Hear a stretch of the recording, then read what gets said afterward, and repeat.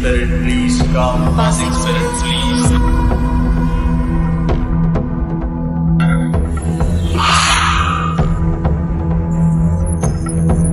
मेरा नाम सनी है।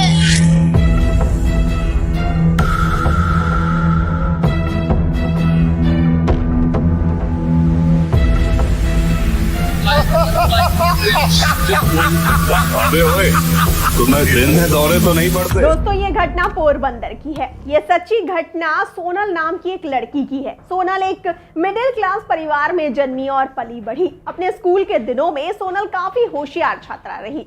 घर में माता पिता की हर बात मानना और घर परिवार के काम काज में हाथ बटाना सोनल का स्वभाव था।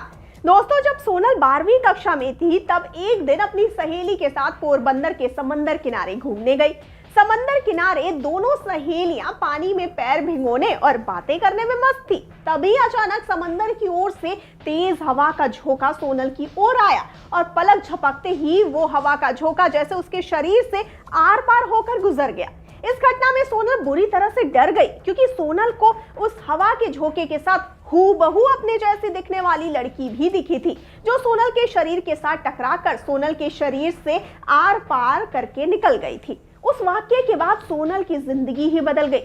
खाते पीते सोते जागते दिन रात सुबह शाम सोनल को वो लड़की हर जगह नजर आने लगी। अपने जैसे दिखने वाली लड़की को देखकर सोनल खूब घबरा जाती, रोने लगती और कई बार डर के मारे बीमार भी पड़ जाती। परिवार ने सोनल की तकलीफ दूर करने के लिए लाख जतन किए, पूजा पाठ किए, हवन दान धर्म और अन्य कई सारे इलाज किए, पर कुछ भी सोनल के काम ना आ सका। हद तो तब हो गई जब सोनल अपने कॉलेज की पढ़ाई कर रही थी।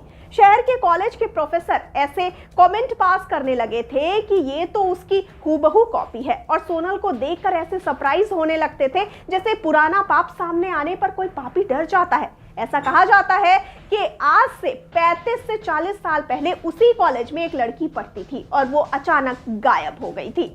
दोस्तों ऐसा माना जाता है कि कॉलेज प्रशासन से जुड़े कुछ लोगों ने उस लड़की को अगवा कर लिया था और उसके साथ कुछ गलत करके उसे मार दिया था और उसके शरीर के कुछ टुकड़े कॉलेज की जमीन में दफना दिए थे और कुछ समंदर किनारे फेंक दिए थे। उसी लड़की की आत्मा सोनल को दिखती रहती है और अपने लिए इंसाफ चाहती है। दोस्तों सोनल आज भी अपने जीवन में कभी कभी उस लड़की की परछाई देखने का अनुभव करती है, पर अब सोनल ने अपने डर का सामना करना बखूबी सीख लिया है। दोस्तों इस बात को समझ लिया है उसने कि अगर हकीकत में ऐसी कोई घटना उस लड़की के साथ हुई होगी तो समय आने पर उस राज से पर्दा उठेगा और दोषियों को सजा मिलेगी और अपने डुप्लीकेट की मदद करने के लिए सोनल तैयार रहेगी। तो दोस्तों क्या लगता है आपको, क्या ऐसे ही कोई कहानी दिख सकती है भूल भुलैया के सीक्वल में?